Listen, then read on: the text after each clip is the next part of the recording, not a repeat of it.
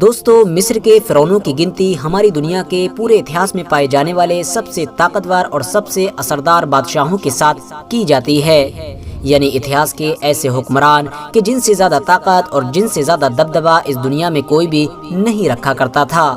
آپ کو بتاتا چلوں کہ ہزاروں سال پہلے مصر پر راج کرنے والے یہ فرعون اتنے زیادہ طاقتور ہوا کرتے تھے کہ یہ جب چاہتے کسی بھی بے گناہ انسان کو بڑی بے دردی کے ساتھ قتل کر دیا کرتے تھے، اور وہیں دوسری طرف کسی ظالم اور خطرناک انسان کو اپنی سلطنت کے ایک بڑے پد پر بیٹھا دیا کرتے تھے۔ یعنی یہ لوگ پورے کے پورے مصر کے سفید اور کالے کے مالک مانے جاتے تھے۔ ان کی انگلی کے ایک اشارے پر ہزاروں لوگوں کو ایک بار میں ہی ختم کر دیا جاتا تھا، اور ان کے ایک اشارے پر ہی بہت سارے فقیر لوگوں کے لیے بڑے بڑے خزانوں کے دروازے بھی کھول دیے جاتے تھے۔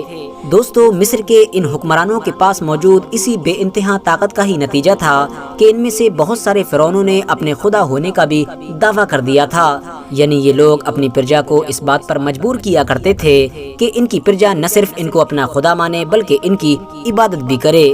کیونکہ ان لوگوں کا یہ ماننا تھا کہ اب ہم ہی ہیں زمین پر کہ جو کسی بھی انسان کو جب چاہیں ختم کر سکتے ہیں، جب چاہیں مار سکتے ہیں، جب چاہیں غریب کر سکتے ہیں اور جب چاہیں امیر بنا سکتے ہیں۔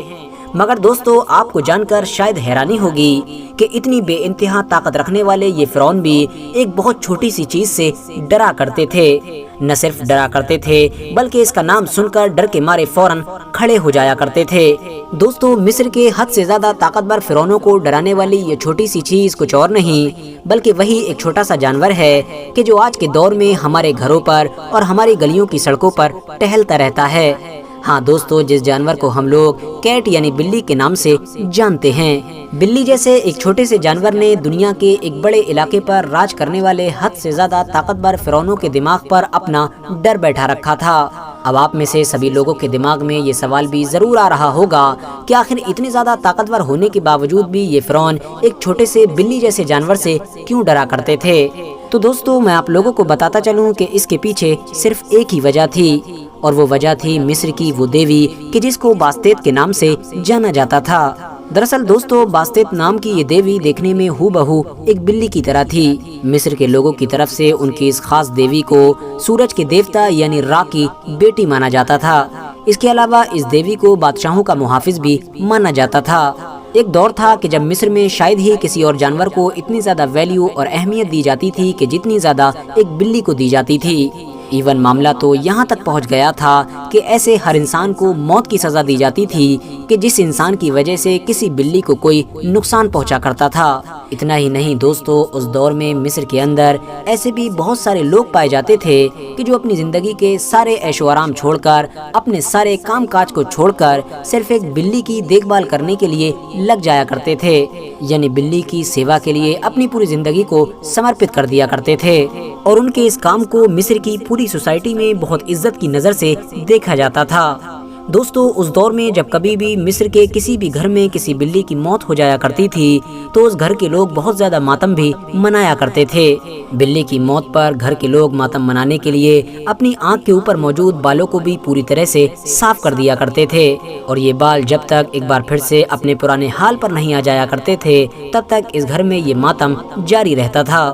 RH نیٹ ورک کے نالجبل فرینڈز، ویسے تو باستت نام کی یہ دیوی کہ جو دکھنے میں بالکل بلی کی طرح تھی، اس کی عبادت مصر میں بہت پہلے سے ہی کی جا رہی تھی، مگر اس کو سب سے زیادہ بڑھاوا اس وقت ملا کہ جب 945 عیسیٰ پورو میں شوشنگ فس نام کے ایک فرعون نے اپنی اس پیاری اور عزیز دیوی کے نام پر ایک نیا شہر آباد کرنے کا فیصلہ کیا، جس شہر کا نام تھا بوباستس۔ آپ کو بتاتا چلوں کہ اس فرعون نے نہ صرف اپنی دیوی کے نام پر ایک عالیشان شہر آباد کیا تھا بلکہ اس کو اپنی سلطنت کی راجدھانی بھی بنا دیا تھا، اور پھر کچھ وقت کے بعد اسی بڑے اور عالیشان شہر میں ہی اپنے اسی دیوی کے نام پر ایک بڑا سا اور خوبصورت مندر بنانے کا بھی فیصلہ کیا۔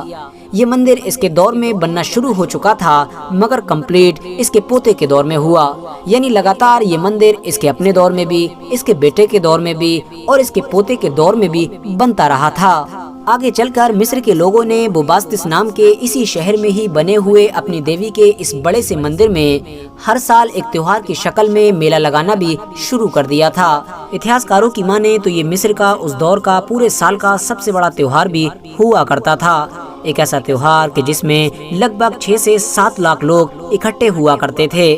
دریائے نیل کے قریب میں لگنے والے اس میلے میں حد سے زیادہ شراب پی اور پلائی جاتی تھی۔ اتنا ہی نہیں، شہر کے سب سے مین مندر کے اندر بے شمار جانوروں کی قربانیاں بھی دی جاتی تھیں۔ انٹرسٹنگ بات یہ ہے کہ دیوی کے مین مندر میں موجود چھوٹی چھوٹی بہت ساری بلیوں کے سامنے ان سے کئی گنا بڑے جانوروں کو قربان کر دیا جاتا تھا، اور پھر ان جانوروں کی باڈی کا سب سے اچھا گوشت ان بلیوں کو کھانے کے لیے دیا جاتا تھا۔ اتنا ہی نہیں دوستو، سال کے سب سے بڑے لگنے والے اس میلے میں مصر کے الگ الگ علاقوں سے بے شمار عورتیں بھی آیا کرتی تھیں، کیونکہ اس دیوی کے بارے میں مصر کے لوگوں کا یہ بھی ماننا تھا کہ یہ لوگوں کو اولادوں سے بہت جلدی نواز دیتی ہے۔ دوستو، مصر کے لوگوں کا بلی کے ساتھ یہ محبت بھرا رشتہ حد سے زیادہ پرانا مانا جاتا ہے۔ یہی وجہ ہے کہ مصر کی بہت ساری افسانوی کہانیوں میں بھی بلی کا بہت زیادہ ذکر کیا گیا ہے، جس میں بلی کو ایک ہیرو کے طور پر پیش کرنے کی کوشش کی جاتی ہے۔ مصر کی سب سے مشہور افسانوی کہانیوں میں سے ایک کہانی میں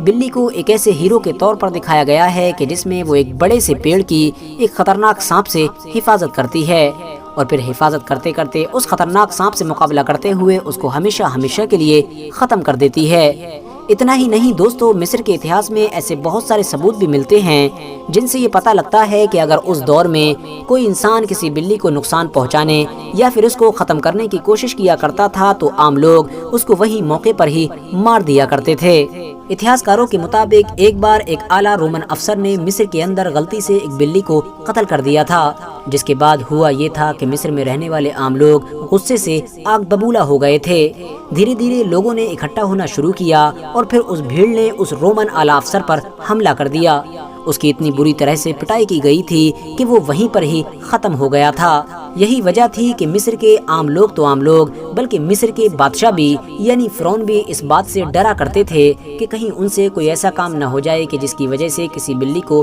کوئی نقصان پہنچے، کیونکہ وہ لوگ بھی یہ بات اچھی طرح سے جان چکے تھے کہ اگر کچھ بھی ایسا ہوتا ہے تو لوگ ان کو بھی کسی حالت میں نہیں بخشیں گے۔ پرانے مصر کے لوگ اپنی اپنی بلیوں کو زیور کی شکل میں بہت زیادہ سونا چاندی بھی پہنایا کرتے تھے۔ اتنا ہی نہیں، اس جانور کو حد سے زیادہ پوتر یعنی مقدس ماننے کی وجہ سے موت کے بعد بھی اس کو بری طرح سے نہیں چھوڑا جاتا تھا، یعنی اگر اس کی موت ہو جایا کرتی تھی تو اس کو دوسرے جانوروں کی طرح سائیڈ میں ڈال دینے کی بجائے ایک انسان کی طرح باقاعدہ ممی کی شکل میں بنایا جاتا تھا، اور ایک ممی کو پورے عزت و احترام کے ساتھ ایک قبر میں دفنایا جاتا تھا۔